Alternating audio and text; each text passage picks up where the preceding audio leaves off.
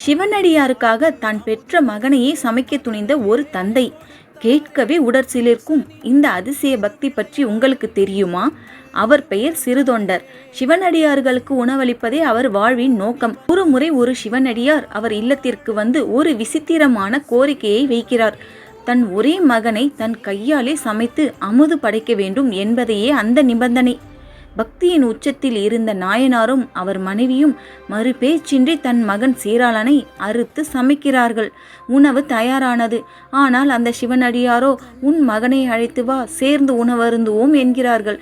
கண்களில் நீருடன் நாயனார் வாசலுக்கு வந்து தன் மகனின் பெயரை சொல்லி அழைக்கிறார். அப்பொழுது ஓர் அதிசயம் நடக்கிறது. அவிக்கப்பட்ட மகன் ஒரு குறையுமின்றி சிரித்து கொண்டே ஓடி வருகிறான். வந்தவர் சிவனடியார் அல்ல, சிவபெருமானே என்று உணர்ந்த தம்பதியினர் மெய்சிலிர்த்து போகின்றனர். பக்தனை உலகிற்கு அடையாளம் காட்டிய இந்த திருத்தலம்தான் திருச்செங்காட்டாங்குடி. உண்மையான பக்திக்கு எதுவும் தடையல்ல என்பதற்கு இந்த வரலாறே சாட்சி. தென்னாடுடைய சிவனையை போற்றி, எந்நாட்டவருக்கும் இறைவா போற்றி.